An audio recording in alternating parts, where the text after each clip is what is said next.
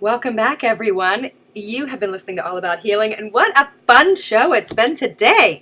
Thank you for listening, everybody, and thank you for those callers. That is so much more fun and interactive when callers call into the show. This is why I wanted to go live, so that people could be part of it. And also, my guests are amazing. I'm very choosy about who is on my show. I'm already booked to the end of the year. I have people calling and lining up, and I really go through with a fine-tooth comb of who's allowed to come on the show. So I promise you, if you call in, you're going to have a really great experience because I really pick the very best people. I do. So today we had Athena Demetrios on the line, and she wrote the book Walking Between Worlds, A Spiritual Odyssey. And this is one heck of a book. I have to tell you the truth. It kept me up at night. I was up in the bathtub. I would sneak away and lay in the bath and just read this book. I really got just carried away with it. And part of it's because I went through my own really intense spiritual journey that has been it's in process still, but it's been 25 years that I started my journey of completely changing my life and opening up spiritually and going in a path that I never thought I would go, and having spirit work with me, and all the things that I used to think made me weird and that I never would talk about and that I would never explore within myself because I would just kind of shoo it off to a little pocket somewhere in myself. And I remember, like, in college, I was in college, and my mom talked to a psychic, which is funny, and she called me up and she said, "The psychic said you have the gift. What is she talking about?" And I said, "Oh, I know, I don't want to talk about it." And she goes, "What? What do you mean you know? What are you talking about? Tell me." And I said, "No, I know, and I don't want to talk about it." And in my mind, it was like, that's odd, and I don't like that somebody knows that about me, and I don't ever want to explore that gift, so please don't talk to me about this crazy stuff. You people are nuts. And and then it was the same year, I believe, that my friend's fiance passed away and kept me up for a year teaching me about the afterlife, and I never could sleep without him saying, "You got to wake up because you can see me and she can't. You have to wake up because you can hear me and she can't." And it was a year of terrifying adventure, exciting adventure, spiritual adventure, and led me to understanding that I deal with really deep-seated anxiety and panic.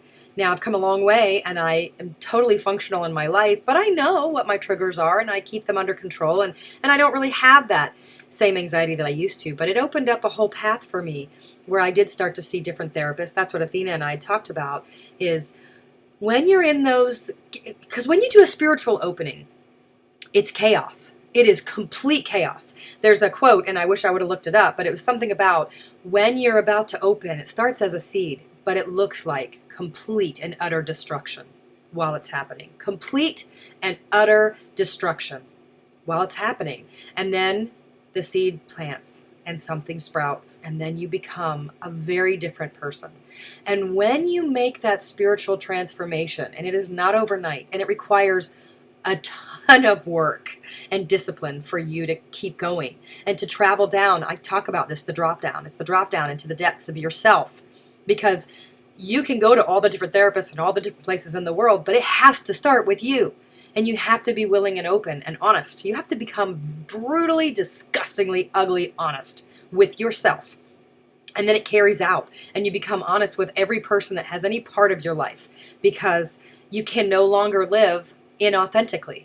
And that is the most beautiful awakening in the whole world. But it comes really long out. I remember going to an author's talk, and she said something about, when you get on the spiritual flow of life, you'll be surprised how easy life becomes. And I thought, you're so full of it. I can't even begin to imagine, because my life is crap.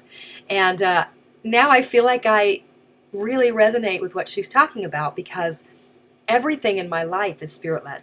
And every decision that I make is a combination of my own instinct and my own intuition. Intuition is my connection to spirit. It's the downloads that they give to me to go to the right places at the right time, and to trust the process. And that has changed my life. It's healed my life. It's healed my children's life. It has created an entirely new, incredible, beautiful life. And it's been many years of happening. This isn't something new that I'm like, hey, I found something great. This was hard earned. I earned me in my life. But talking about this, I had a conversation with a lifelong friend yesterday. And she is not like me on the spiritual path, and it is a conversation that she and I never ever engage in, and we're fine with it. She goes to church. She's very strict. She listens to Bible podcasts, which is great, but my world is very different, and we respect that about each other, but we don't need to know. I'll listen to anything because I'm totally down with religion. It's great.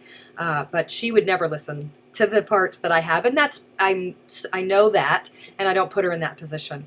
And that's not the point of this conversation. The point of this conversation is that she made a comment yesterday that I actually wrote down while we were on the phone, and I keep looking at it because I've come so far that I sort of sometimes forget how hard it really is when you're in it. And she made a comment.